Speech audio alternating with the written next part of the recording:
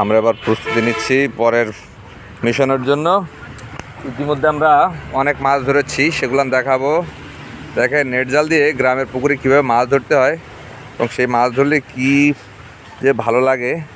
এই যে দেখেন কি সুন্দর, ওয়াও, একদম রাউন্ড করে জালটা ফালানো হচ্ছে। এই ফাঁকে আপনাদের দেখাবো আমরা কতগুলো মাছ পেলাম।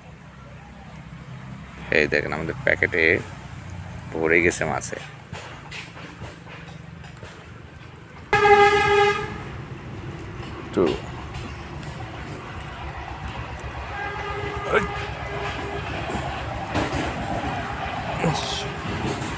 অসহ্য কাদা পুকুরে,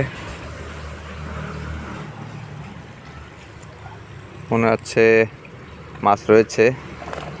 ও মাগুর মাছ উঠেছে এবার রেকর্ড সংখ্যক।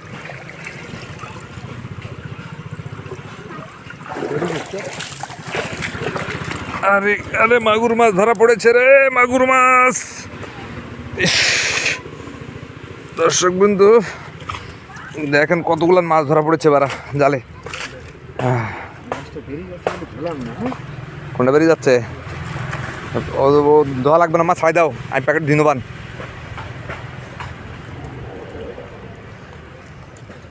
দেওয়াটা চুপ দিয়ে দাও টুপ করি।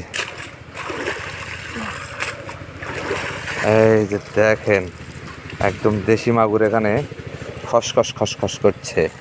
আমি তো আর মাগুর মাছ ধরতে বড় ভয় পাই, কারণ কালকে কাটা মেরে দিয়েছে, আমার হাত ফুটো বানাই দিয়েছে।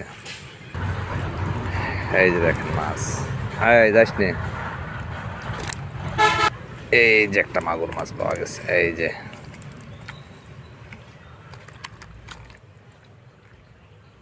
মাগুর মাছগুলো খেয়েছ খুব, তেলাপির বাচ্চা ছেল তো, পেট ভরা সব। এই রে আরো একটা মাথা বের করে দিস না এখান থেকে। দেখেন এইটুকু মাগুরের কাণ্ড কারখানা।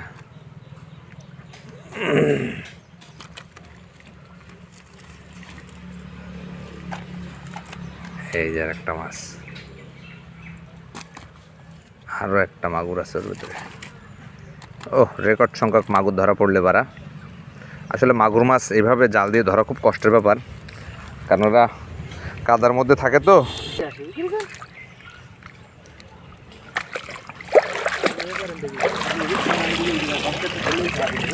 আচ্ছা এই দেখেন কি পরিমাণ মাছ আমরা পেয়েছি এখন পর্যন্ত।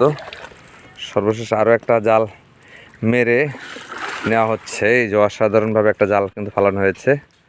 দেখা যাক এবার কিছু পাওয়া যায় কি।